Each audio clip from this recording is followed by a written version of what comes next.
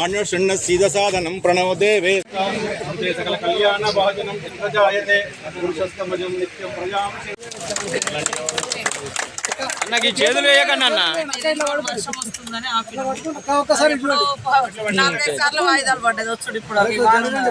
ఓం ప్రాణాయ స్వః పానాయ స్వ ఉదానాయ స్వ సమానాయ స్వ మధ్యే మధ్యే ఉదకపానీయం సమర్పయామి ఉత్తర పోషం సమర్పయామి అస్తు ప్రక్షాళన స్టార్ట్ చేయడం జరిగింది. ఈ యొక్క శంకుస్థాపన కార్యక్రమంలో పాల్గొంటున్నటువంటి ఆర్ఎం గారు, అదే విధంగా సిఓ గారు, మరి స్థానిక మన మండల స్పెషల్ ఆఫీసర్ రవి గారు, మీరు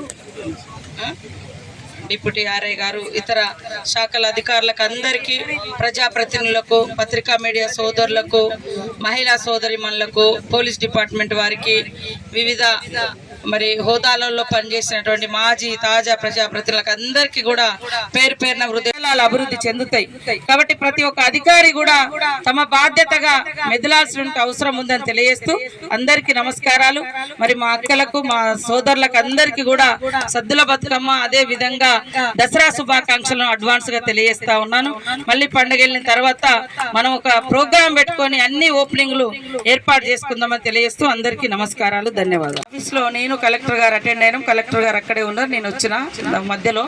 అది కూడా కొనుగోలు కేంద్రాలకు సంబంధించి ఇక్కడ ఎవరు ఉన్నారో అధికారులు జాగ్రత్తగా ప్లాన్ చేసుకొని రైతులకు ఎక్కడ కూడా నష్టం జరగకుండా, మరి ఎందుకంటే సన్న బియ్యం కూడా ఇవ్వబోతున్నాం రాబోయే సీజన్ లో జనాల కోసం.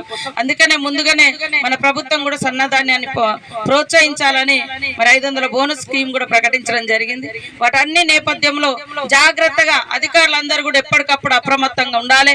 గ్రామాలలో సర్పంచ్ లేకపోవడంతో, ప్రజాప్రతినిధులు లేకపోవడంతో చాలా ఇబ్బందిగా ఉంది. ముఖ్యంగా మీ మండలంలో దాదాపుగా 10 సంవత్సరాల నుంచి మరి ఇది ఉంది కాబట్టి అధికారులందరూ అంకిత భావంతో పనిచేయాలి. అదే విధంగా గ్రామాలలో ఉండేటువంటి ఇబ్బందులను కూడా మీరే ప్రజాప్రతినిధులాగా పనిచేయాల్సిన బాధ్యత ఉంది.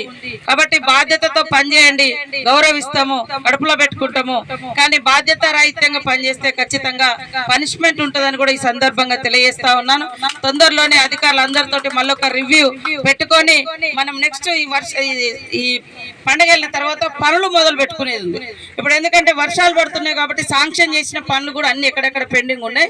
అవన్నింటిని కూడా ఇప్పుడు టెండర్ దశలో ఉన్నాయి. టెండర్స్ అయిపోగానే అన్ని కూడా మొదలు పెట్టించి మరి ఊరూరా పబ్లిక్ కు కావాల్సినటువంటి అన్ని పనులు చేసే విధంగా బాధ్యత తీసుకొని పనిచేస్తానని